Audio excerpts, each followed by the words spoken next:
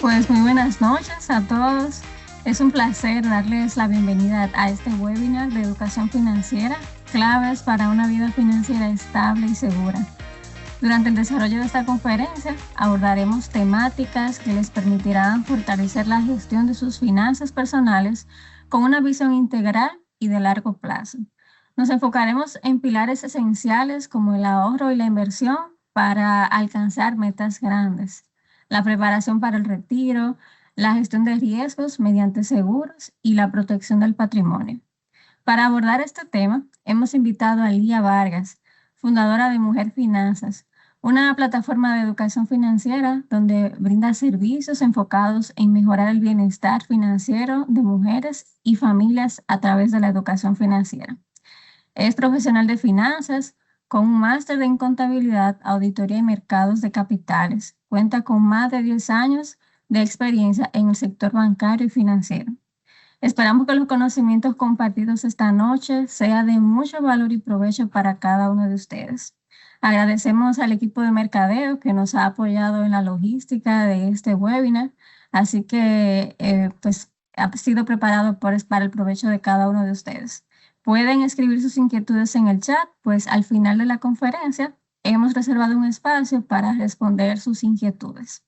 Así que le damos la bienvenida y que disfruten de esta valiosa experiencia. Así que le damos pues el paso a Alia Vargas. Bienvenida. Muchas gracias, Paola. Buenas noches y buenas noches a todos los que están conectados y los que van a ver este webinar tan valioso grabado.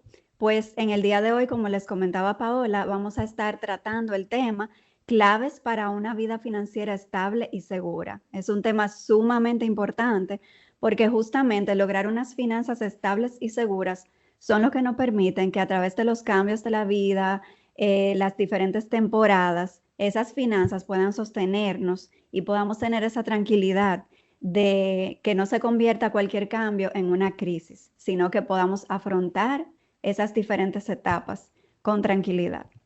Y vamos a empezar diciendo, un mito común con esto es que un ingreso alto va a traducirse en estabilidad financiera. Muchas veces pensamos eso, pero no es así. Y yo le puedo decir que no es así porque he visto muchas finanzas, he tenido la oportunidad de apoyar a mucha gente y me he dado cuenta que hay personas que han generado un ingreso alto, inclusive por años, y no se ha traducido en una solidez financiera que dé estabilidad y que dé seguridad.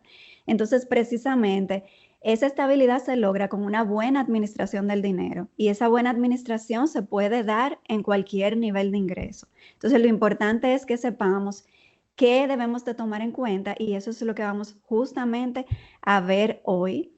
Y me recuerda este tema a una historia que quizá todos conocemos, que es la de los 3 cerditos, que son unos cerditos que van a construir su casa y hay 2 de ellos que eligen un material sumamente ligero, no muy resistente, y cuando viene el viento, que en este caso es un lobo feroz que empieza a soplar estas casitas, hay 2 de ellas que lamentablemente se derriban, pero hay una tercera que el dueño, el cerdito que la construyó, usó materiales resistentes como el ladrillo y aunque fue más trabajoso, fue también más resistente a ese viento externo que vino y no pudo tumbarla. Así que la estabilidad financiera, yo quiero dejarles eso antes que nada, no se logra con un nivel de ingreso X necesariamente, sino que se logra con una buena organización, una buena planificación y con estrategia.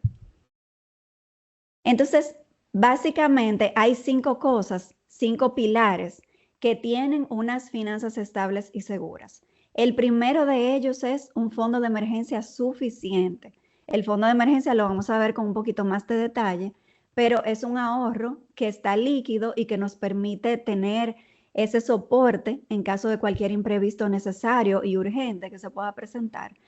También otro pilar importante es un nivel de deuda moderado. Ese nivel de deuda que es sano y que nosotros podemos manejar fácilmente dentro del presupuesto, que no se excede, que no nos lleva a tener un problema para cumplir con otros compromisos porque ese nivel de deuda está muy alto. Eso también es otro pilar que nos ayuda a tener estabilidad financiera. Otro pilar son las metas financieras, porque aunque no lo pensemos a veces, muchas veces hay inclusive una buena administración en cuanto a ahorro, hábitos sanos, pero no hay unas metas claras. Y vamos a dedicarle un tema a las metas justamente. Pero la importancia de las metas es que le dan dirección al dinero. Cuando no tenemos dirección clara, aunque ahorremos, no lo hacemos con propósito. Y no es lo mismo que le pongamos un nombre y una dirección a ese dinero y así podamos ir logrando cosas tangibles que nos puedan permitir lograr esa estabilidad financiera y también ese crecimiento que todos deseamos. Otro pilar importante es el ahorro y la inversión. Esto es sumamente importante. Todos sabemos que el ahorro es importante, pero es la base también de unas finanzas estables, porque si se gasta todo, no se construye una solidez financiera, no se construye una estabilidad. Por ejemplo, se presenta un imprevisto, no hay liquidez. Si no invertimos, el dinero no crece y la inflación es un riesgo al que todos estamos sujetos, que el dinero pierda valor. Así que ambos son importantes, tanto el ahorro como la inversión. Y otro pilar para lograr unas finanzas estables son los seguros adecuados. Los seguros adecuados permiten que protejamos eso que estamos construyendo. Vamos a ver también un tema sobre eso. Y básicamente estos 5 pilares se aprenden a través de la educación financiera, que es lo que estamos recibiendo justamente hoy. Y vamos dentro de eso, de esa educación financiera que vamos a impartir hoy, vamos a ver los temas que pueden ver aquí en pantalla, que son algunas herramientas de presupuesto, estrategias para alcanzar metas grandes. Vamos a ver el tema de la planificación del retiro, que yo creo que nos interesa a todos y muchas veces no le prestamos suficiente atención. También vamos a ver el tema de los seguros para proteger nuestro patrimonio y vamos a ver consejos prácticos para mantener la salud financiera. Así que creo que es conveniente que todos estemos atentos a estos temas que son de vital interés. El primero son herramientas financieras clave para apoyarnos en esa estabilidad y esa seguridad financiera. Estas herramientas son sumamente importantes porque son como si fuera un tablero de control donde podemos ir planificando y también podemos ir midiendo lo que realmente va pasando y lo que queremos que pase con nuestro dinero. Entonces, en este tema de las herramientas, vamos a empezar con una herramienta que es el balance personal, también llamado patrimonio, riqueza neta. Lo pueden escuchar de diferentes maneras y es lo mismo. Básicamente, este balance personal es un cálculo donde nosotros vamos a plasmar los activos que tengamos, o sea, esos bienes que tienen valor, incluyendo el efectivo y todas las inversiones que tengamos, ahorros, pero también otro tipo de activos como vehículos, inmuebles, etcétera.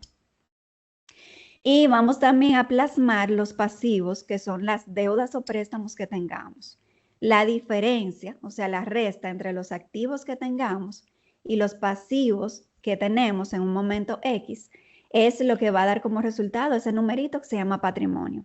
Y este número es muy importante porque este número permite medir qué realmente tenemos. O sea, no todo lo que tenemos a veces es de nosotros, porque hay una parte que muchas veces se debe. Entonces, el patrimonio permite medir eso, permite también ver qué tan efectivas son las decisiones financieras que estamos tomando, porque si medimos este número, por ejemplo, con una frecuencia trimestral, semestral, podemos irnos dando cuenta de cómo va cambiando ese número, si realmente va aumentando, si está disminuyendo y por qué.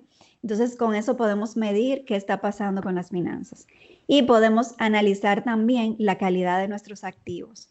Y esto es un tema sumamente importante. No se trata solamente del número, cuánto es el patrimonio, sino cómo está compuesto ese patrimonio. Y esto se realiza evaluando los activos que lo componen. Yo les voy a presentar unos ejemplos para que ustedes vean cómo se pueden ver distintos patrimonios y cómo podemos evaluar la calidad de esos activos. Hay activos o bienes que pierden valor con el tiempo, hay otros que generan valor y hay otros que se mantienen estáticos y quizá pierden valor con la inflación. Entonces, evaluar todo eso es importante. Algunas preguntas que nos podemos hacer para evaluar los activos que tengamos son, por ejemplo, ¿es un activo que genera gastos, que no produce valor? ¿Este activo genera valor? ¿Hay liquidez suficiente en el patrimonio? porque la liquidez también es importante.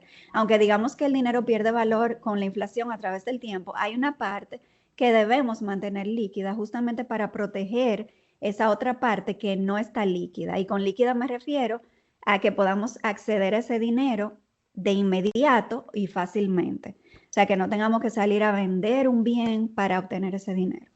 Entonces, vamos a ver cómo se ve el balance personal. Lo podemos ver en pantalla, está un poco pequeño, pero básicamente aquí lo que pueden ver es activos, lo que tienes, y aquí hay algunos ejemplos como efectivo, que espero que no estemos guardando efectivo por ahí debajo del colchón, porque ya creo que sabemos los riesgos que existen con eso, inclusive de que no podamos tener como un histórico de lo que ha pasado con ese dinero, del origen, la procedencia, porque si lo guardamos en efectivo, no queda ese registro como cuando lo guardamos en el banco. Entonces, también otro tipo de activo pueden ser las cuentas de ahorro, el colchón de imprevistos, que es lo mismo que fondo de emergencia, también certificados financieros que podamos tener, otros instrumentos financieros. Ahí en ese ejemplo también hay vivienda, vehículo y otros inmuebles que pueden ser de inversión. Y en el lado de los pasivos, ya ahí vamos a detallar los préstamos que tengamos. Eso es solamente un ejemplo para que ustedes vean cómo se puede hacer este ejercicio. Y debajo lo que vamos a calcular es cuánto es el total de activos menos el total de pasivos. Ese número me va a dar el patrimonio. Y a veces, señores, les voy a avisar que a veces es negativo en este momento y que no debe asustarnos, sino que sepamos dónde estamos financieramente hablando y que podamos tomar decisiones que nos permitan avanzar. Yo he trabajado, por ejemplo, con personas que parten de un patrimonio negativo, pero trazamos un plan y ese patrimonio va aumentando hasta que llega a cero, luego se vuelve positivo y va creciendo. Entonces, lo importante es conocer ese número y saber que vamos avanzando. Aquí entonces tenemos ya en pantalla un ejemplo de un patrimonio que no es muy sano, porque fíjense que en este ejemplo se cuenta con 80,000 pesos en cuentas de ahorro y un vehículo con un valor de 4,750,000 pesos. Pero de activos no hay más nada. Entonces, de deuda o pasivos, hay un préstamo de vehículo por un valor de 4,500,000 pesos. Si ustedes se fijan, abajo me dice el patrimonio neto, yo creo que son 330,000 pesos, se ve un poco pequeño. Pero lo que yo quiero que ustedes se den cuenta es que ese patrimonio está compuesto mayormente por un activo que pierde valor a través del tiempo, y es un vehículo, posiblemente de lujo por el valor que tiene. Pero no hay unas finanzas sólidas que respalden el tener ese vehículo de lujo. Yo le quiero decir que no hay cosas que podamos comprar que sean malas en sí, cuando se trata, por ejemplo, de artículos costosos. No es que sean malos en sí mismos, sino que debemos evaluarlo en un contexto de las finanzas personales, la finanza de cada quien. En este contexto, la compra de ese vehículo no es sana, y más que esta persona genera 160,000 pesos de ingreso mensual, gran parte se va en el préstamo de vehículo, no queda espacio para el ahorro, para la inversión, para seguir creciendo, y a la vez este activo que compone su patrimonio va perdiendo valor a través del tiempo. Entonces podemos ver a esta persona en la calle y etiquetarla como una persona que le está yendo muy bien por ver ese vehículo de lujo, pero realmente, financieramente hablando, todavía no está en ese momento y en ese punto. Ahora, ese vehículo, como les decía, no es malo en sí mismo. Miren otro ejemplo de otro patrimonio de otra persona. En este caso, hay un vehículo que tiene un valor de 5 millones de pesos, pero también tenemos cuentas de ahorro por 500,000, tenemos un colchón de imprevistos por 1,000,000 de pesos, tenemos certificados financieros por 5 millones, otros instrumentos financieros también con un valor de 5 millones. Hay una vivienda propia que ya está saldada porque no veo el préstamo abajo en la parte de los pasivos. Y también tenemos el vehículo que ya hablamos. Del lado de los préstamos, solamente hay un préstamo por 3 millones de pesos correspondiente al vehículo. O sea que una parte de ese vehículo ya está paga y el patrimonio total es de más de 25 millones de pesos. Como vemos, en este caso hay una estabilidad financiera porque hay un patrimonio más sólido que sí sustenta la compra de un vehículo de ese valor. Entonces, cuando ustedes hagan su propio ejercicio, estas son las cosas que pueden evaluar para tomar decisiones pues, que le beneficien a construir unas finanzas más estables y más sólidas. Construir un patrimonio sólido nos permite tener estabilidad y seguridad financiera. Entonces, dentro de este patrimonio sólido, recordemos que debería de haber un fondo de emergencia, debería de existir activos que produzcan valor, que generen intereses, por ejemplo, y que mantengan su valor a través del tiempo, como los inmuebles. Ya eso es una meta a más largo plazo, que vamos a hablar de eso también. Otra herramienta importante en el tema de construir estabilidad financiera es el presupuesto. El presupuesto lo hemos oído mucho, pero curiosamente hay gente que todavía no capta bien el concepto de lo que es un presupuesto porque entiende que el presupuesto es un control de gastos. Entonces, entendemos a veces que al anotar los gastos estamos llevando un presupuesto. Pero eso no es un presupuesto, esa es la segunda parte del presupuesto. La primera parte es planificar, es hacer un plan donde le digamos al dinero a dónde es que queremos que vaya. Eso va a incluir compromisos, eso va a incluir metas y eso va a incluir gastos de estilo de vida si nuestras finanzas lo permiten. Entonces, ¿qué permite el presupuesto y por qué es importante? Porque en él decidimos y planificamos lo que vamos a hacer con el dinero. Muchas veces con el dinero se va en piloto automático, no hay un presupuesto, no hay un plan que nos dirija. Entonces hay gente que piensa que esto les va a restringir, hay gente que piensa que gana mucho y no lo necesita, pero yo les voy a decir una cosa, hay empresas como Apple, que son grandes, que venden mucho y llevan un presupuesto, llevan una planificación, porque eso es lo que permite que realmente tomemos acciones que nos acerquen a los resultados que queremos obtener. Así que todos, sin excepción de que yo gano poco, gano mucho, todos debemos de tener un presupuesto, este plan mensual que le diga el dinero a dónde va. Y también el presupuesto permite identificar hábitos de consumo. Cuando llevamos un presupuesto nos podemos dar cuenta de en qué estamos gastando más de lo que nos gustaría, que quizá no le estamos dedicando tanto dinero como quisiéramos y ahí podemos hacer ajustes que nos lleven a unas finanzas más estables. Entonces, ¿cómo se ve un presupuesto? Bueno, primero que nada, el presupuesto debe ser por escrito. No vale que sea en la mente, que yo voy a planificarme en la mente, porque en la mente no somos una computadora que lleva todos estos registros y que tú como que abres la ventanita y ahí está el total que tú quieres gastar en el supermercado, que quieres gastar en esto, que quieres ahorrar, invertir.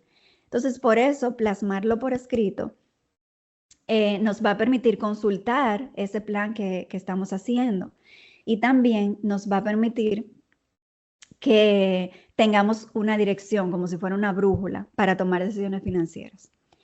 Aquí vemos un ejemplo de presupuesto. Del lado de los ingresos vamos a incluir ingresos tanto fijos como variables. Puede ser, por ejemplo, salario, en el ejemplo que está en pantalla.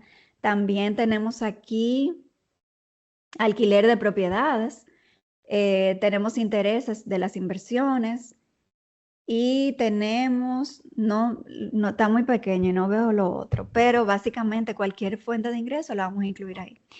En el lado de metas, también vamos a plasmar qué monto le queremos destinar a las metas, ya sean de ahorro o de inversión o de abonarle extra a alguna deuda que esté un nivel muy alto de deuda, por ejemplo. También vamos a incluir los gastos que pueden ser fijos o pueden ser variables y ahí lo vamos a plasmar. En el ejemplo en pantalla, si pueden ver, tienen algunos ejemplos. Gastos fijos aquí, por ejemplo, se ve alquiler, donaciones, préstamos, celular, internet, todas esas cosas que se pagan fijas. Y del lado de gastos variables también tenemos ahí todo lo que puede variar mes a mes para que lo planifiquemos. Y justamente en esa planificación mensual vamos a incluir cualquier cosa que vaya a ocurrir ese mes, porque hay gastos que no ocurren todos los meses y muchas veces nos toman por sorpresa, pero lo pudimos haber planificado. Por ejemplo, hay gente que paga el seguro de vehículo anualmente, pero no lo tiene pendiente. Entonces, cuando llega el pago del seguro, se arma en buen dominicano el juidero para buscar ese dinero del seguro, pero ya sabíamos y lo pudimos haber planificado dentro del presupuesto. Si hay un evento, una celebración de cumpleaños, lo que sea que tengamos que conlleve gasto, también lo vamos a incluir ahí en ese presupuesto. Y la idea es que dentro de ese presupuesto, el total de los ingresos menos el dinero que estamos planificando que va a salir, que son metas, gastos fijos y gastos variables, va a dar cero, porque así sabemos que cada peso fue planificado de a dónde iba a estar destinado. Entonces así sabemos que el presupuesto está cuadrado. Si pensamos, por ejemplo, recibir en un mes 100,000 pesos, vamos a ir a poner cuánto vamos a destinar al ahorro y la inversión, cuánto es en gasto fijo y lo detallamos, y cuánto va a gasto variable. Y también lo detallamos y le ponemos un monto, porque aquí estamos, recuerden, planificando. Ahora, la segunda parte del presupuesto, después que tenemos ese plan, no lo vamos a engavetar, no lo vamos a olvidar, lo vamos a usar para ir dándole seguimiento y viendo que se cumpla, porque eso justamente nos va a permitir cumplir esas metas que tenemos y a largo plazo lograr unas finanzas estables, que no importa que ocurra un cambio en tu vida o lo que sea, esas finanzas puedan sostenernos. Entonces, la segunda parte es registrar los gastos. Ya luego que tenemos el plan, vamos registrando lo que realmente ocurre. Ahí sí. Y ahí vamos midiendo qué tanto se va cumpliendo ese presupuesto que planificamos. Si detectamos que hay un gasto que se está yendo de las manos, cuando le damos seguimiento al presupuesto podemos darnos cuenta a tiempo y ajustar a tiempo. Entonces, para hacer un presupuesto efectivo es importante tener en cuenta esto. Primero que nada, no partir a hacer, déjame hacer el presupuesto, porque mucha gente hace eso y pone ahí los gastos que recuerda, pero no se sienta a ver en qué realmente es que ha gastado anteriormente en otros meses. Entonces, ¿qué pasa con eso? Que se nos olvidan muchas cosas. Entonces pasamos por alto muchos gastos que realmente nosotros tenemos en nuestro estilo de vida y no lo incluimos. Por eso el primer paso es entender tu comportamiento financiero, a dónde ha estado yendo el dinero. Y eso se puede ver, por ejemplo, con los movimientos y estados de cuenta o de tarjeta de crédito si la utilizamos. Ahí podemos evaluar varios meses, o sea, por lo menos 3 meses, y darnos cuenta realmente a dónde ha ido el dinero. Luego también vamos a tener metas claras, porque las metas son las que van a darle dirección al dinero, recuerden, y a ese presupuesto que tenemos. Si gran parte de gasto va a estilo de vida, como muchas veces pasa, muchas veces yo he visto casos que hay un buen ingreso, un ingreso alto, pero claro, entonces agregamos gastos a la vida y ya tú ves que esta persona se muda en una torre, en un vecindario costoso, empieza a hacer actividades costosas y se llena de gastos y no le queda para el ahorro y la inversión. Entonces, por más que ganemos, si no somos conscientes con esto, todo ese dinero se puede gastar a fin de cuentas. Entonces, si nos damos cuenta que gran parte del gasto va a estilo de vida y no tenemos para ahorrar e invertir, eso es una señal de alerta de que ese presupuesto necesita un ajuste. Y justamente en esta herramienta, en ese plan, lo vamos a poder hacer. Un concepto importante aquí, en este tema, es lo que es la inflación de estilo de vida. Este concepto lo que significa es que a medida que aumenta el ingreso, automáticamente, a menos que seamos conscientes, automáticamente aumenta el gasto. Entonces, por ejemplo, ganamos 70,000 pesos, nos dieron un aumento o un ascenso, ahora ganamos 100,000 pesos. Automáticamente ya el plan de celular tiene más internet, ya automáticamente salimos más, pedimos más fuera, comida, compramos más ropa, o sea, si no tomamos conciencia, ese ingreso, así como aumenta, así se va en gastos. Entonces, por eso es importante conocer este concepto, estar muy alertas y tratar de que cuando nuestro ingreso aumente en la misma proporción el ahorro y la inversión y una parte, claro que sí, ¿por qué no? Un poco de comodidad, de estilo de vida, no está mal si las finanzas se lo permiten, pero tener esa conciencia de que no todo se vaya a inflar el gasto. Otra cosa importante aquí, herramientas para llevar el presupuesto, es una pregunta que me hacen mucho y se puede llevar en distintas herramientas. Una opción es una hoja de Excel inteligente. Puede ser una hoja de Excel sencilla también, pero con inteligente me refiero a que ya tenga las fórmulas y que ya simplemente vamos registrando los gastos que hacemos y todo se va actualizando. Eso es maravilloso porque nos ahorra tiempo. Cuando es un Excel manual, tenemos que ir entrando todo manualmente y lleva un poco más de tiempo. Entonces, eso es una ventaja. También hay aplicaciones. Yo le puse ahí un ejemplo de una que se llama Home Budget y pueden mirarla para ver si le funciona. Es muy completa. Ahí pueden incluso agregar las diferentes cuentas que tienen para que cuando registren un gasto pongan de dónde salió el dinero. Y también otra opción es usar planificadores físicos. Ya hay planners financieros, hay guías y diferentes herramientas que pueden apoyarles a ustedes a llevar ese presupuesto. ¿Qué yo les recomiendo? Que ustedes que se conocen a cada uno pueda evaluar cuál es la herramienta que a mí me funciona mejor, que yo me comprometería más, que me gusta más usar. Hay gente que es muy de papel, entonces un planificador físico le viene mejor. Hay gente que usa Excel en su trabajo, por ejemplo, y está muy familiarizado con esa herramienta, entonces Excel puede funcionarle. Y hay personas que en el celular les funciona. A mí, por ejemplo, el celular me distrae, por eso yo no uso aplicación, pero hay personas que sí, que se comprometen y usan su aplicación. Así que evalúense a ustedes mismos los gustos, preferencias, para que elijan la herramienta con la que se van a comprometer. Lo importante aquí es el compromiso. No es que la herramienta sea perfecta, no es que haya una herramienta ideal, hay muchas que son buenas. Entonces, lo importante es el compromiso que le pongamos a esa herramienta que elijamos. La hoja de Excel inteligente y la aplicación tienen de ventaja que pueden ahí generar unos grafiquitos, unos reportes para ver rápidamente como lo que está pasando con las finanzas. Y eso es algo chévere, pero no es esencial. Es como una funcionalidad que añade un poquito ahí de utilidad. Ahora, eso que hemos visto de presupuesto, de registro de gastos, el balance personal, no es suficiente porque, como yo les digo, hay personas que creen que con tener un presupuesto ya todo está hecho, pero lo engavetan, se olvidan de él y después dicen, yo hago presupuesto, pero no me funciona. Pero es que no le estás dando el seguimiento y por eso es importante tener rutinas financieras para lograr estabilidad con las finanzas. Las rutinas son esas acciones que repetimos, que volvemos parte de nuestra vida y que al integrarlas nos permiten que llevemos ese presupuesto, ese control de gastos y le demos seguimiento a nuestras metas. Entonces, ¿cuáles son esas rutinas que yo les recomiendo? Mensualmente hacer su presupuesto. Antes de que inicie el mes, es lo ideal, que hagan su presupuesto para el mes. Recuerden que el presupuesto es el plan que va a dirigir sus decisiones financieras en ese mes que va a iniciar. Luego, registrar los gastos. Esto va a permitir tener una claridad de a dónde está yendo el dinero.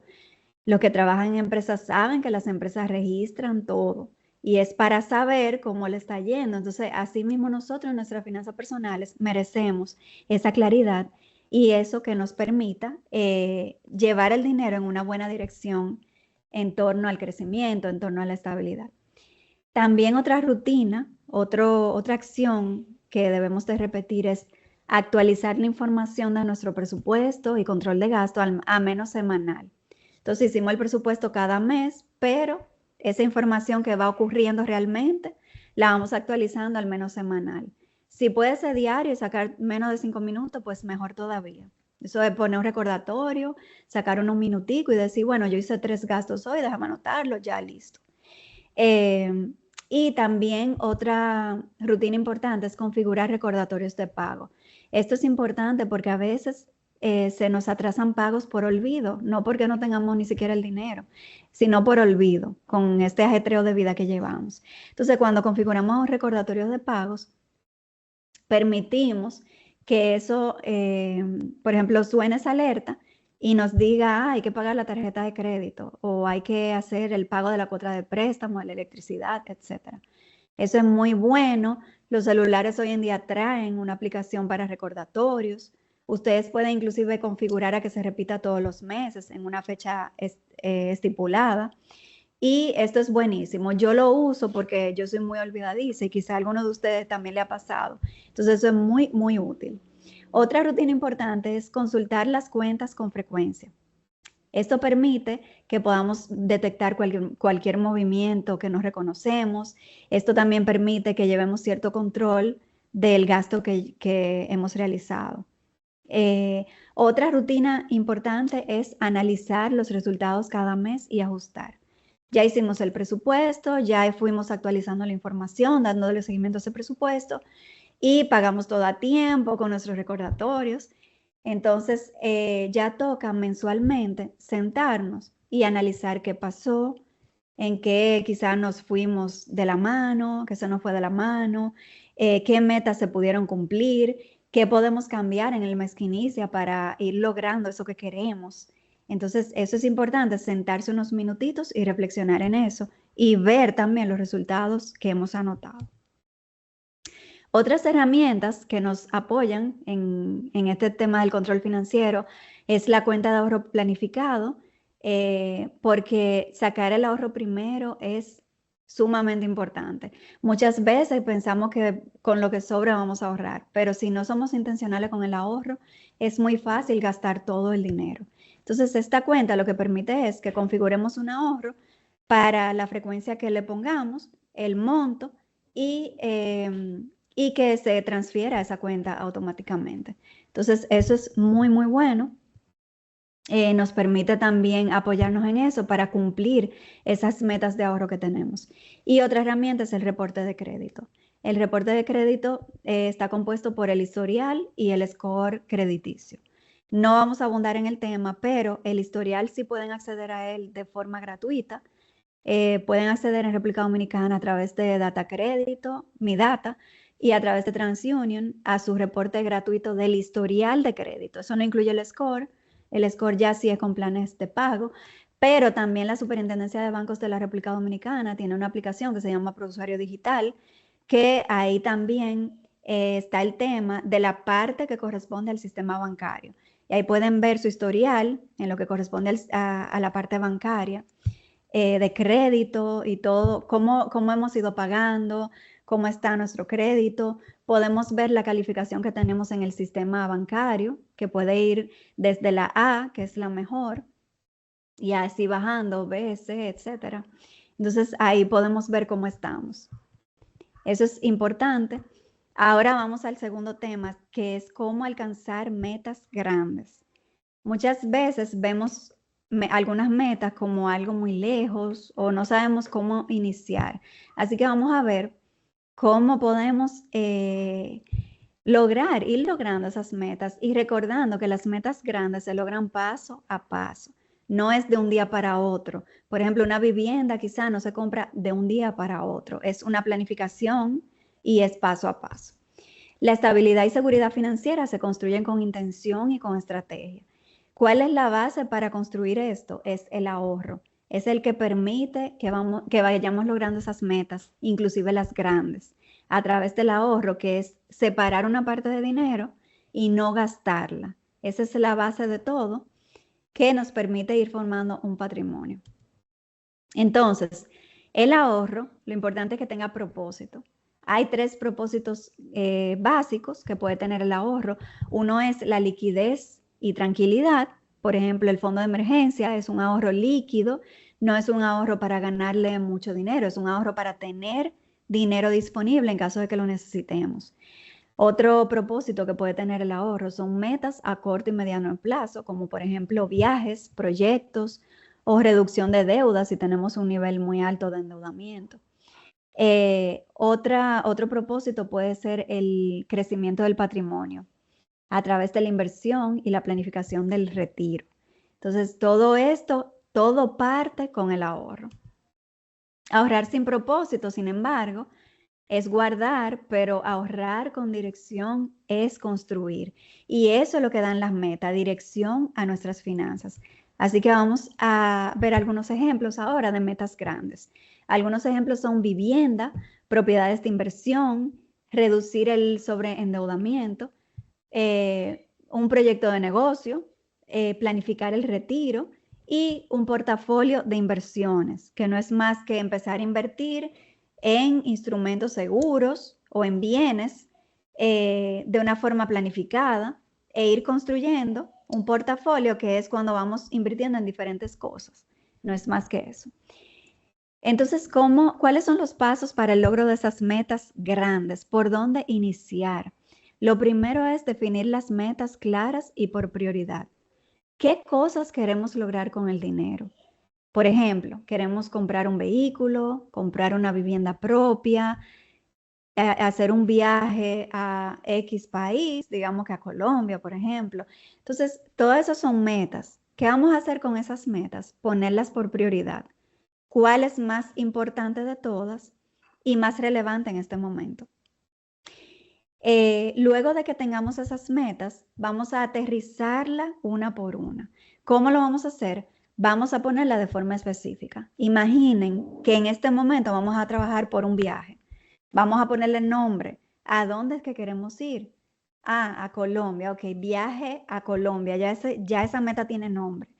¿Cuánto cuesta esa meta? Es algo también muy importante, ponerle un valor a esa meta para que sepamos cuánto dinero tenemos que reunir para poder lograrla. Porque recuerden que las metas se van construyendo paso a paso. Luego, definir en el presupuesto la capacidad de ahorro que tenemos. Nos sentamos con nuestro presupuesto y decimos, ok, ¿qué yo puedo aquí optimizar? ¿Qué gastos puedo reducir? ¿Qué tanto puedo ahorrar para esta meta importante que yo tengo? Y ahí vamos definiendo esa cantidad. Entonces la incluimos en el presupuesto con nombre y con apellido. Viaje a Colombia cuesta tanto, pero en el presupuesto vamos a poner la cantidad mensual que vamos a ahorrar para esa meta. Luego vamos a definir el plazo para lograr esa meta. Porque si lo dejamos hasta ahí, ok, pero ¿en qué tiempo más o menos yo puedo decir que la voy a poder lograr? Entonces ahí le definimos un plazo de acuerdo a la capacidad de ahorro que haya en este momento. Y ahí podemos también decir, o sea, aprovechar esos ingresos extra que pueden venir, como doble sueldo, bonificaciones, bonos, todo ese tipo de cosas. O dividendos, si invertimos en negocios también. Podemos tomar eso en cuenta para acelerar ese logro de esas metas. Y finalmente, hacer un presupuesto alineado a la meta o las metas en las que estamos trabajando. Yo normalmente no recomiendo incluir muchas metas a la vez porque como que se dispersa el dinero en muchas cositas, pero sí se puede trabajar simultáneamente en algunas metas. Muchas veces podemos trabajar, por ejemplo, en completar nuestro fondo de emergencia y un viaje que vamos a hacer para capacitarnos, por ejemplo. Eso se puede trabajar muchas veces simultáneamente y lo que hacemos es que le definimos un monto en el presupuesto a cada meta. Y finalmente, algo que no tan tangible, pero sumamente importante, es la constancia y la disciplina. Estos pasos son los que te van a apoyar a lograr esas metas grandes. Recuerden que se va a repetir a través del tiempo. Hay metas que toman mucho más tiempo. Por ejemplo, el retiro es una meta de toda la vida productiva, o sea, todo el tiempo que tenemos trabajando, una meta a largo plazo. Pero sí que debemos de ir tomando las acciones en cada momento que nos acerquen en ese camino al logro de esa meta, con constancia y con disciplina. La primera meta que todos debemos de tener, si alguien se lo pregunta, es el fondo de emergencia. Es ese ahorro que va a servir de respaldo ante cualquier imprevisto que pueda surgir, que se dañó la nevera, que se presentó una situación, que lo que sea, y debemos de buscar dinero para resolver. Esto no es para gastos que vamos a hacer por gusto, esto no es que me invitaron a un viaje a Hawái, entonces yo voy a agarrar ese ahorro y me voy a ir, sino que es un ahorro que vamos a respetar para esas situaciones realmente que pueden ser muy necesarias tener esa liquidez. El ahorro recomendado para esta meta es de 3 a 6 meses del gasto mensual. Eso es una referencia general, no se adapta a la finanza de cada quien.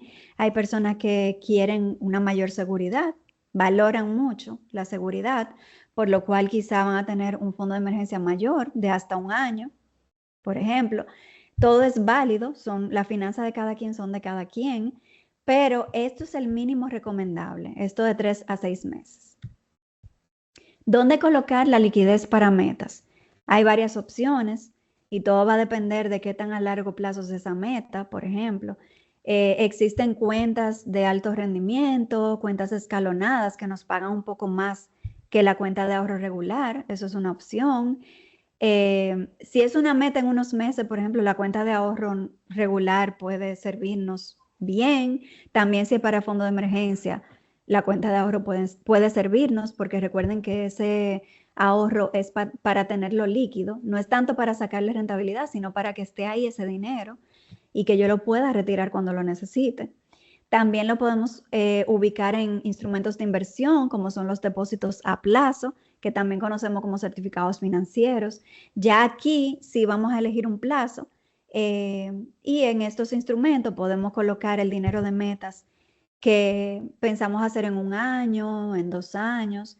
Ahí lo vamos acumulando o hasta el inicial de una vivienda podemos ir invirtiéndolo, porque no vamos a necesitar ese dinero inmediatamente. Entonces le podemos ir sacando provecho. También puede ser, este instrumento puede ser parte del portafolio de inversiones, que es simplemente para multiplicar el dinero, no para ninguna meta específica, sino justamente para ir aumentando nuestro patrimonio.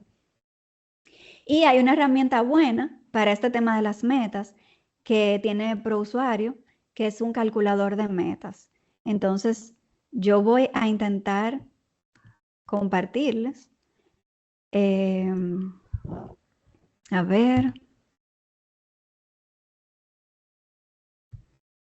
Si se complica, simplemente ustedes se quedan con esa información de que en la página de ProUsuario pueden encontrar ese calculador. Vamos a ver. Ahí se pudo. Entonces, en este calculador podemos decir en cuántos años quiero lograr el inicial de la vivienda. En 5 años, por ejemplo, y quiero acumular 2 millones de pesos. La tasa de interés anual, ahí le vamos a poner cuánto nos pueden pagar por ese dinero que vamos poniendo ahí. Entonces vamos a ponerle un 5% para poner algo general. Aquí nos dice que debemos ahorrar para esa meta 29.400 pesos mensuales para lograr 2 millones de pesos en 5 años. Si, por ejemplo, calculamos esto y lo vamos invirtiendo en un depósito a plazo, por ejemplo, lo ideal es que sea capitalizable. Para ese tipo de meta, que lo que queremos es acumular más dinero, no es tener un flujo de efectivo que entre por intereses. Entonces, eso también es importante tomarlo en cuenta. Vamos entonces a volver a la presentación.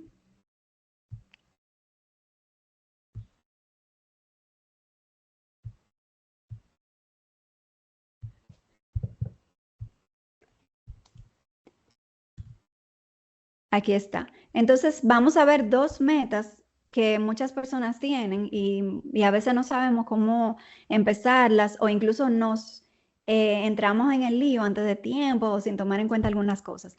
La primera es comprar un vehículo. Lo primero es tener un propósito claro con ese vehículo. Realmente, ¿para qué lo vas a usar? ¿O es solamente un tema de estatus? De que ya yo tengo un vehículo, pero quiero tener otro ahí parqueado para los fines de semana. Bueno, no es que esté mal, pero vamos a tener un propósito y evaluarlo en el contexto de nuestras finanzas. También considerar tener un ahorro previo. Hay ocasiones donde hay ofertas, inclusive, que te prestan todo el monto del valor de ese bien, pero lo ideal es tener un ahorro previo. ¿Por qué? Porque ahí tú te demuestras a ti misma y también a la entidad financiera esa disciplina que tú tienes para entonces asumir un compromiso de un préstamo y poder pagarlo con disciplina como requiere un compromiso como este. Ese ahorro previo es el inicial, digamos, de ese bien que tú vas a comprar. Otra cosa es considerar que la cuota del préstamo, si lo vas a financiar, sea manejable. Idealmente, que el total que tú pagas en préstamos mensualmente no sea más del 30% de tu ingreso mensual. Eso se puede calcular fácil. El ingreso por 0.30 te va a dar esa cantidad mensual tope que tú deberías pagar en préstamo. Si alguien hace el ejercicio y le da más, eso es una señal de que simplemente debemos trabajar para reducir ese nivel de endeudamiento. Pero también tomarlo en cuenta con estas decisiones previamente. Otra cosa es considerar gastos asociados a este tipo de compras grandes. como por ejemplo el traspaso, los seguros, el mantenimiento, el combustible y las reparaciones. Entonces, todo esto que yo les recomiendo, que tomen el presupuesto y hagan un escenario, incluyendo estos gastos que se agregarían con esa compra del vehículo. Y así pueden planificar sus finanzas para tener más tranquilidad cuando ya realicen esa compra. Y también tener un colchón de imprevistos o fondo de emergencia. Si ya lo tienen, consideren agregarle el monto de la cuota del préstamo que van a asumir durante 3 meses. O sea, acumular ahí 3 meses de esa cuota. Cualquier cosa, ya ahí tienen su ahorro que lo va a respaldar. No tiene que ser de inmediato, pero sí tenerlo como meta. Otra meta grande que muchas veces tenemos es la compra de una vivienda. Lo primero en esto es evaluar la etapa de vida en la que nos encontramos. Yo he visto casos donde hay personas que entran en esta compra de una vivienda antes de que las finanzas estén listas y se genera un estrés grande. No es que la situación no se pueda subsanar y hacer un plan para poder lograr unas finanzas más sanas, pero si estamos tomando la decisión, vamos a evaluar la etapa de vida en la que estamos, el presupuesto, cómo está, también el ahorro del inicial, si ya lo tenemos completo, o planificarlo, como vimos la planificación de metas que ya vimos en el tema anterior, a menos el 20% del valor del inmueble deberíamos tener ahorrado como inicial. Hay personas que buscan ese inicial prestado también y a veces se lo presta un familiar o lo buscan por ahí, pero no es lo recomendable, porque entonces lo recomendable es que cuando entramos en esa meta podamos tener la capacidad de asumir ese compromiso de una forma sana. Entonces, si no hemos podido ahorrar el inicial, debemos evaluar si eso es una señal de que las finanzas quizá todavía no están listas. Entonces, evaluar esa parte. También los gastos asociados en la compra de un inmueble, también hay gastos como transferencia del inmueble, seguro, mantenimiento. Hay algunas propiedades, dependiendo del valor, que pagan IPI, entonces tomar en cuenta todo eso. Otra cosa es optar por tasas fijas en la medida de lo posible, aunque no sea durante toda la vida del préstamo, pero así podemos planificarnos mejor. Si es fija a X cantidad de años, podemos ya planificarnos con una cuota durante más tiempo y eso evita que haya mucha fluctuación dentro del presupuesto y que la cuota suba, que por momento baje, pero que cuando suba sea un problema y así. Si esta inversión, la propiedad, evaluar si va a generar ingresos, si tiene buena ubicación, buena demanda, si es una inversión rentable. Y la revisión legal de la propiedad. Esto es muy importante porque hay gente que lamentablemente han sido estafadas. Yo he oído casos inclusive de gente que van a comprar una propiedad, todo ya está listo, o sea, los vendedores, todo, se le ha dado el dinero del inicial, por ejemplo, lo que sea, y resulta que no está ni siquiera a nombre de esa persona la propiedad. Entonces, todo esto hay que evaluarlo a la hora de comprar una vivienda. La revisión legal es muy importante también. Entonces, preguntas a la hora de decisiones de compra grande. Estas son unas preguntas generales que podemos hacernos cuando vamos a dar este paso. Primero, ¿esto mejora mi bienestar o me va a generar estrés? Si, por ejemplo, es una cuota demasiado grande dentro del presupuesto y tengo otros compromisos, posiblemente eso me genere estrés. Entonces, evaluar esa parte, si estoy usando el crédito responsablemente, estoy tomando un compromiso de un préstamo con responsabilidad, si puedo seguir cubriendo mis otras necesidades luego de asumir ese compromiso. Eso es otra cosa importante. Ahora vamos a ver otra meta, que es el portafolio de inversiones. Una vida financieramente estable no solamente se trata de ahorrar, sino también de multiplicar el dinero a través de la inversión. Y aquí viene lo que es el portafolio de inversiones. Es empezar a invertir. Primero empezamos con un instrumento, luego vamos agregando diferentes tipos de inversiones, inmuebles en algún momento, y ahí vamos construyendo lo que es el portafolio de inversiones. ¿Qué podemos incluir ahí? Podemos considerar los depósitos a plazo, que son una inversión que mantienen el valor de ese capital que invertimos, nos pagan una rentabilidad fija que conocemos de antemano, podemos elegir el plazo y también podemos elegir si queremos que sea capitalizable o que nos paguen interés. Capitalizable significa que el interés se agrega al monto que invertimos inicialmente. Cada vez que genera interés se agrega al capital y así genera más intereses a través del tiempo. Otro bien que podemos incluir aquí es la inversión inmobiliaria. Ya es una meta más grande, pero es un tipo de bien que mantiene su valor a través del tiempo y que puede generarnos retorno también. Negocios y proyectos personales es otro tipo de inversión. Y otros. Hay muchas alternativas hoy en día, pero aquí les menciono solamente algunas. No vamos a entrar de lleno en inversiones, solamente tomar en cuenta esto, la importancia de pensar en esta parte, de cómo ir adquiriendo bienes que generen valor dentro de nuestro patrimonio. No se trata de invertir por moda, esto es algo en lo que mucha gente cae en ese gancho y ha caído en estafas, lamentablemente, porque se genera una moda. También se generan modas inclusive con instrumentos regulados, que no necesariamente no es que no sean seguros, pero quizá tienen mucha volatilidad y quizá tú quieres un instrumento más estable. Entonces, por moda, empezamos a invertir en cosas que quizá no entendemos, quizá no se adaptan a nuestros objetivos y eso hay que tomarlo en cuenta también. Entonces, hay algunos principios a la hora de invertir que yo les he colocado aquí en la presentación. El primero es diversificar, es no poner todo, absolutamente todo en el mismo lugar, porque ahí estamos concentrando el riesgo en una sola inversión. Lo recomendable es que podamos elegir diferentes lugares donde colocar el dinero, diferentes monedas, y con eso construimos esa diversificación y eso lo que hace es que no concentremos el riesgo en un solo lugar. También conocer el perfil de riesgo que tú tienes. No todos tenemos el mismo perfil. Hay personas que tienen un perfil más agresivo, que lo que buscan es rentabilidad alta. Otros buscan estabilidad y que su dinero esté protegido. Entonces, conocer tu perfil de riesgo es importante. Es válido tener un perfil más conservador. O sea, todo es válido. Depende también del momento de vida en que nos encontremos.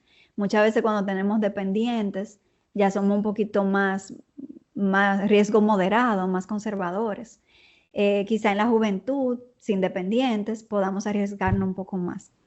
También debemos conocer el objetivo de cada inversión, porque imagínense que estoy poniendo un dinero para mi fondo de emergencia en un lugar y lo pongo a un año. Entonces, ¿qué pasa? Que si necesito el dinero, eso está a muy largo plazo. Tengo que esperar que venza o pagar una penalidad, pero hay instrumentos que ni siquiera puedo acceder al dinero antes de que venza. Entonces, tengo que tomar en cuenta esto, el objetivo de cada inversión. E invertir en instrumentos regulados. Esto significa que sean entidades autorizadas. Por ejemplo, en nuestro país están las asociaciones de ahorros y préstamos, autorizadas por la Superintendencia de Bancos y los bancos, y el mercado de valores, que también tiene otro tipo de inversiones. Debemos de asegurarnos que la entidad donde invertamos esté autorizada realmente para ofrecer inversiones en el país. Entonces, otro tema importante es la planificación de retiro. Esto es un tema muy necesario que conozcamos, porque como hablamos ahorita, las metas grandes se construyen paso a paso y esto es una meta grande y es una meta que vamos a construir a través de toda nuestra vida productiva mientras generemos ingresos. Entonces, una pregunta que yo le voy a hacer a ustedes es, ¿te imaginas tu vida a los 65 años trabajando por necesidad o por elección? Si tú quieres que sea por elección, eso amerita una planificación y les voy a decir por qué. Muchos estamos pensando, pero yo tengo dinero en la AFP. Sí, y eso es muy bueno, qué bueno que estemos acumulando dinero allí, pero depender solamente en el fondo de pensiones que estamos construyendo puede que no sea suficiente, porque miren aquí, yo tengo una estadística que le coloqué en pantalla, la tasa de reemplazo promedio del dinero que tenemos en la AFP es del 23% del último salario. ¿Qué significa eso? Que el promedio estimado de sustitución de nuestro ingreso, o sea, imagínense que terminamos de trabajar, nos retiramos, pasamos al sistema de pensiones, ¿verdad? Entonces vamos a recibir aproximadamente un 23% del último salario, ya a partir de ese momento. Eso es un cálculo estimado, depende de otros factores, pero ese es el promedio. Y actualmente el aporte al FP equivale el 9.95% del salario mensual y el rendimiento promedio es de 9.40% anual. No es malo, pero lamentablemente no es suficiente y debemos de pensar en la planificación nosotros mismos del retiro. Entonces, ¿cuáles son los pasos para preparar los ingresos para esa etapa de retiro? Primero que nada, elegir la edad de retiro. Queremos retirarnos a los 65, a los 70, o sea, vamos a poner un estimado. Vamos a determinar el ingreso mensual que quisiéramos tener en ese momento y vamos a estimar el capital que necesitaríamos tener para que nos dé un rendimiento que sea igual a ese ingreso que aspiramos todos los meses. Y luego, entonces, ahorrar e invertir y fajarnos en eso, enfocados, sabiendo que eso es una etapa que esperemos que llegue, ¿verdad? Entonces, ¿cuáles son los pasos para preparar los ingresos de esta etapa? Como vimos aquí el paso de estimar el capital que necesitaríamos. Vamos a ver cómo lo podemos hacer. Primero que nada, vamos a partir del ingreso mensual que deseamos y lo vamos a multiplicar por 12 meses. Entonces, si queremos, por ejemplo, 50,000 pesos mensuales, lo vamos a multiplicar por 12. Ya eso me va a dar el ingreso anual. Y lo vamos a dividir entre el rendimiento promedio anual que podemos esperar de las inversiones que vayamos realizando. Entonces, vamos a poner un promedio de un 7%. Lo dividimos entonces, ese ingreso anual, entre 0.07. Y eso me da en este ejemplo 8,571,000 pesos. Ese sería el capital que invertido a un 7% anual en promedio, puede estar en diferentes inversiones, pero que en promedio me dé ese rendimiento, me va a permitir un ingreso mensual de 50,000 pesos. Entonces ahí surge una pregunta, yo no sé si alguien se la hizo, ¿y la inflación? Porque los 50,000 pesos de hoy no son los 50,000 pesos de dentro de 20 años o la cantidad de años que falten para el retiro. Entonces vamos a estimar un cálculo que contemple la inflación. Algunos de ustedes aman las matemáticas, a otros no les gusta mucho, pero este cálculo es importante y yo se lo voy a aplicar de una manera muy sencilla. Hay un cálculo que usamos para las inversiones, que es para saber en qué tiempo se duplicaría el capital invertido.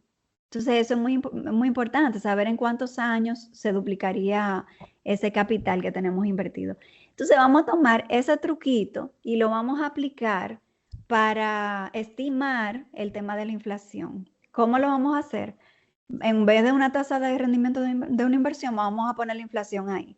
Vamos a dividir 72, eso es un número fijo, entre la inflación estimada anual, vamos a ponerle 5. Así mismo, no 0.0 nada, 5, así mismo, 72 entre 5, me da 14.4. ¿Qué significa eso?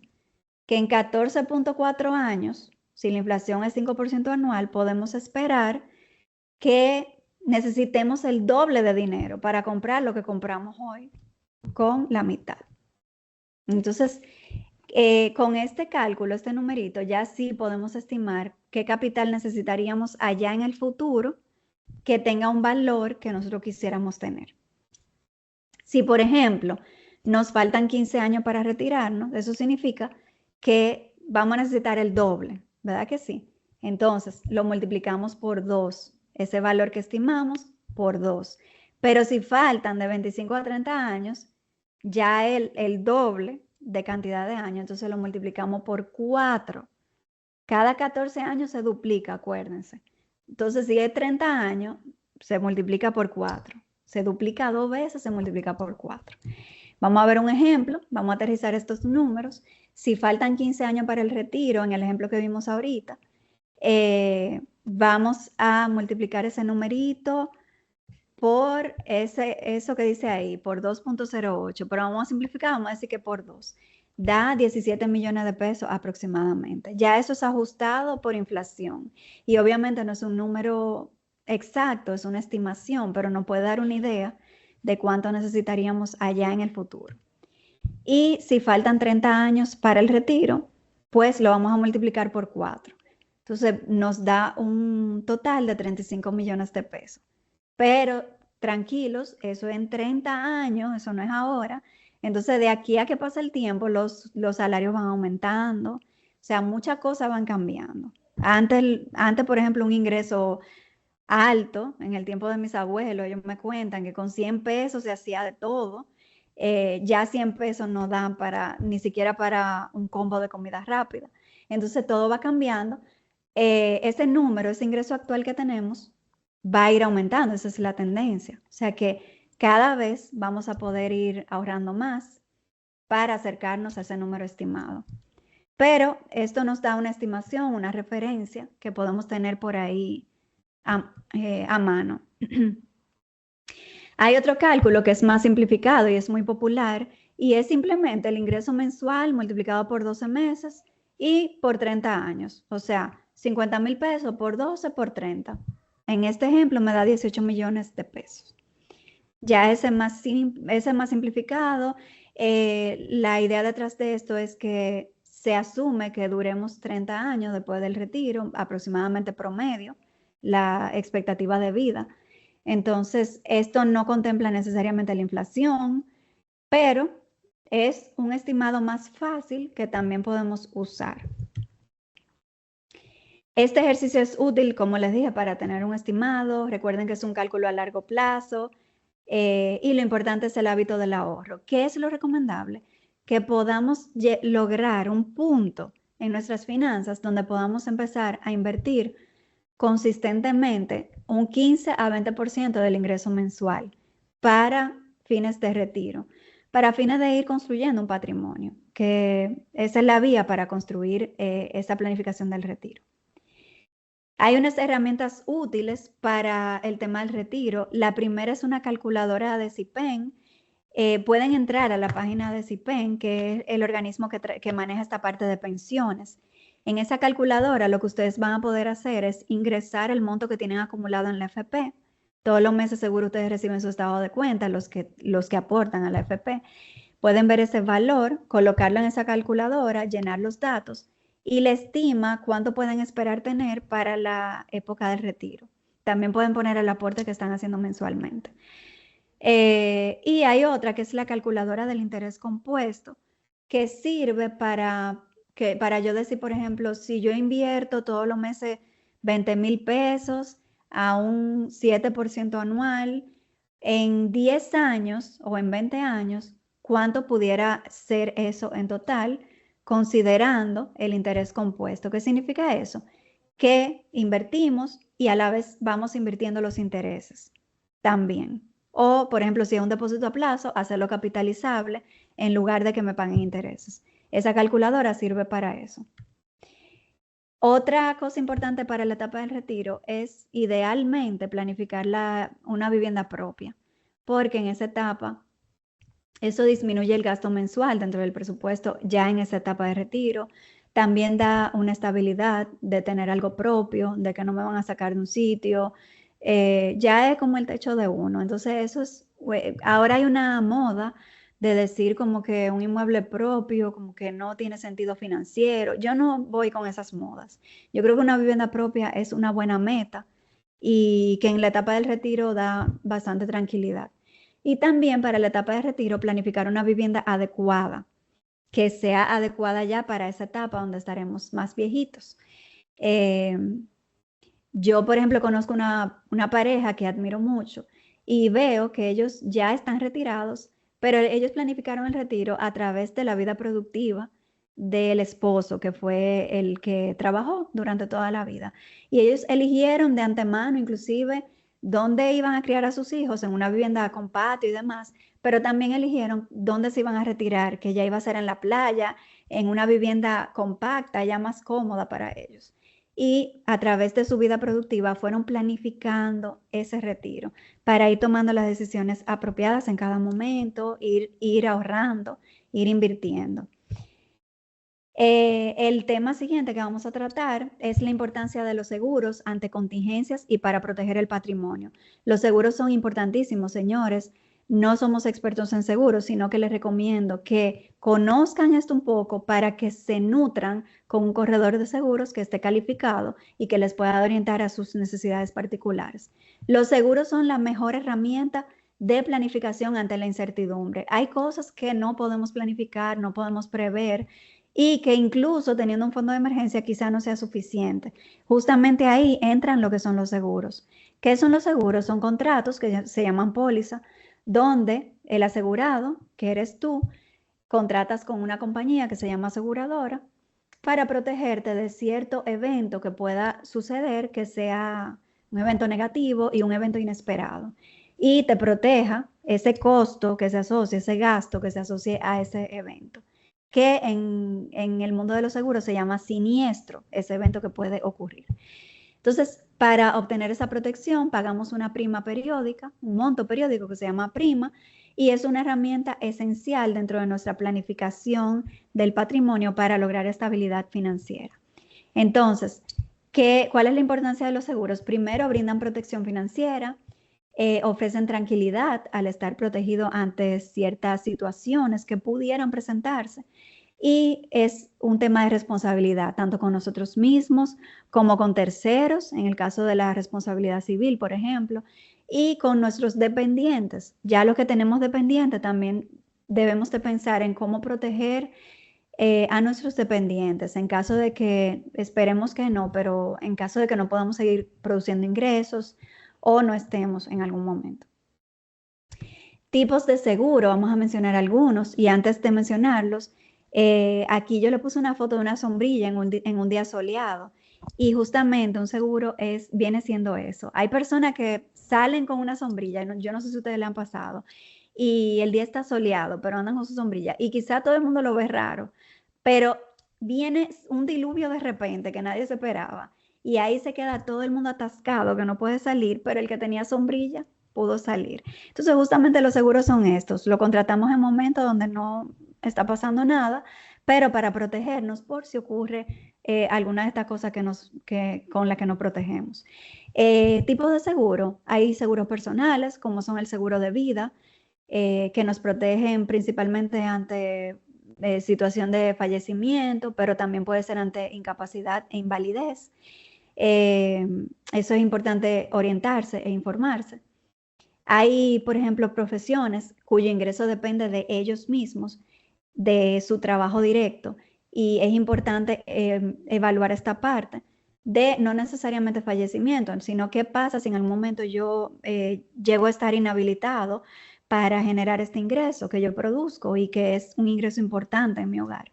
Entonces, hay seguros, yo conozco, por ejemplo, médicos que tienen seguros para proteger esta parte, este ingreso, en caso de que no puedan generarlo, a pesar de seguir con vida, pero no pudiendo generar ese ingreso. También existen los seguros de salud, que todos lo conocemos. Está el básico, que es el de ley, para los que son empleados aportan a través de la empresa. Están los planes complementarios, planes privados. Existe lo que es la aeroambulancia, que es una ambulancia en helicóptero. Están planes odontológicos para el tema dental. Hay seguros para enfermedades catastróficas, que son enfermedades mayores que usualmente requieren de un gasto mayor también. Y existe cobertura local en el país y también internacional. O sea que todo esto es importante conocerlo para informarnos y ver qué se adapta a cada caso.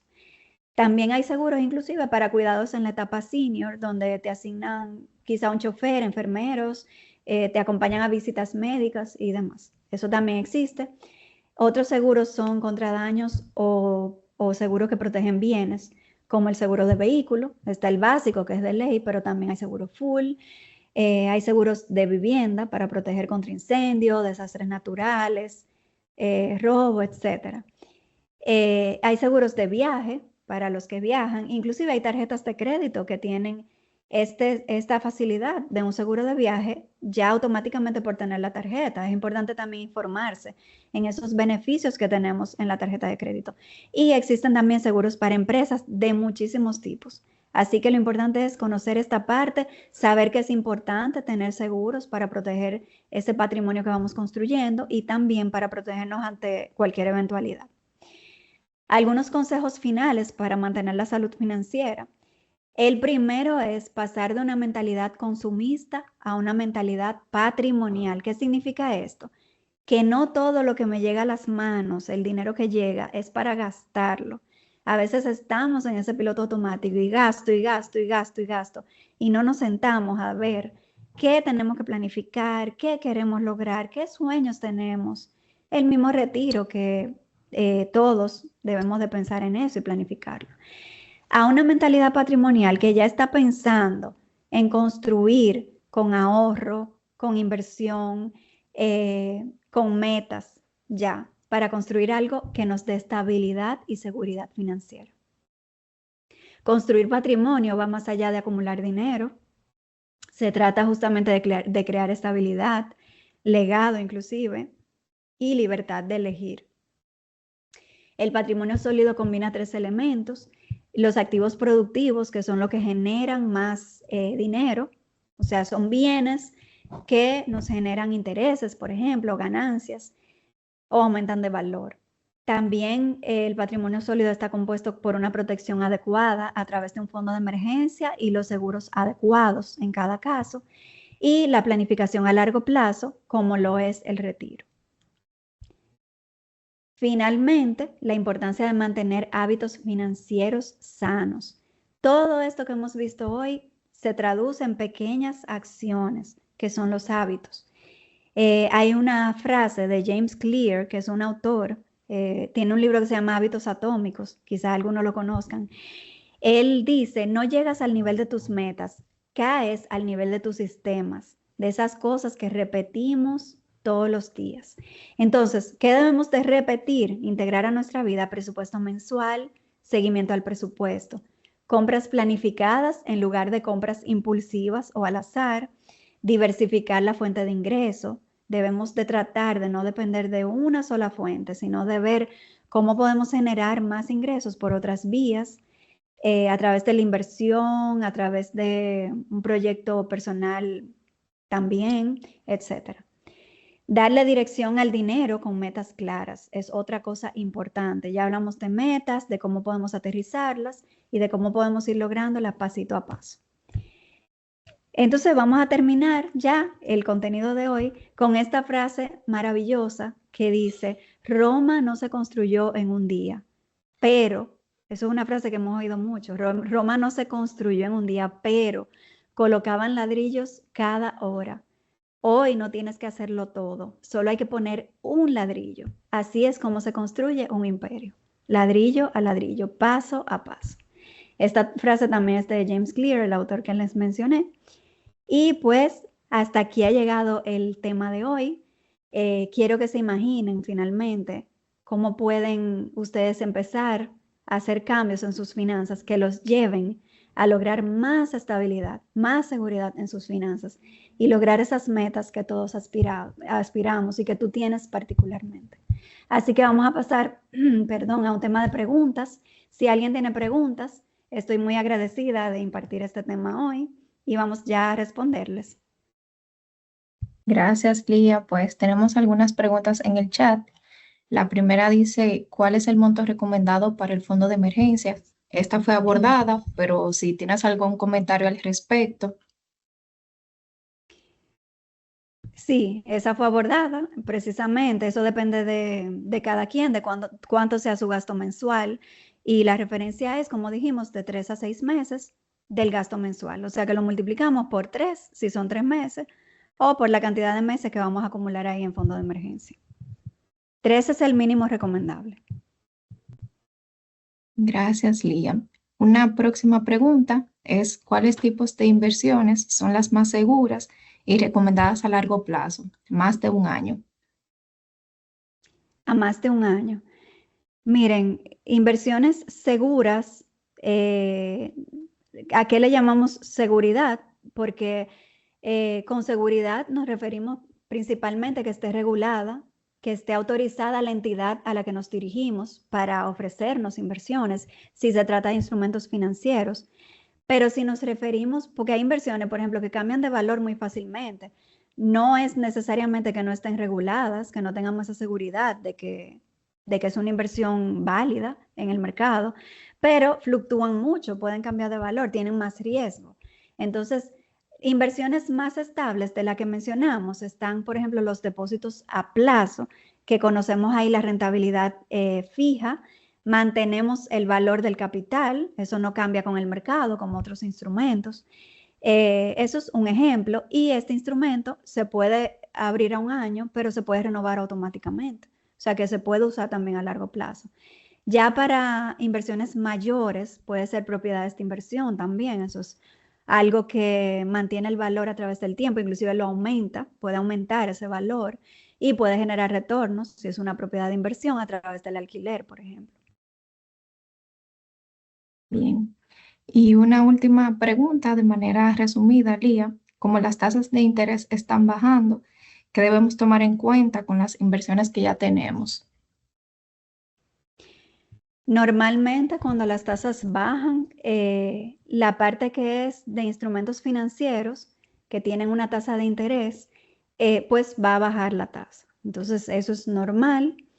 Y si usamos ese interés para nuestro gasto mensual, hay que considerarlo dentro del presupuesto para hacer los ajustes del lugar en los otros gastos que podamos moderar en este momento. Si es simplemente para multiplicar el dinero que tenemos esa inversión, pues es un momento en el que, si son instrumentos financieros, vamos quizá a obtener menos rendimiento en este momento. Bien. Y una adicional, comprar una vivienda propia ya no es lo mismo que 15 años atrás por la sobrevaluación a nivel de inmuebles. ¿Qué les recomiendas a las personas que por tal motivo no lo han podido hacer, no han logrado que este sueño se haga realidad? Les recomiendo que no se desesperen, que si tienen esa meta, sigan trabajando por ella poco a poco. Efectivamente es más difícil hoy en día, han subido bastante de valor los inmuebles, pero si estamos claros en lo que queremos lograr, vamos a enfocarnos en eso. Puede considerar buscar otras fuentes de ingreso para aumentar ese ingreso que se recibe y ir planificando. Mientras tanto, mientras llega a eso, podemos ir ahorrando e invirtiendo. Eso que no hemos podido llegar ahí no significa que no podemos hacer nada hoy. Hoy podemos seguir ahorrando, invirtiendo y teniendo esa meta muy pendiente para ir paso a paso construyendo un capital que nos permita acceder a ella.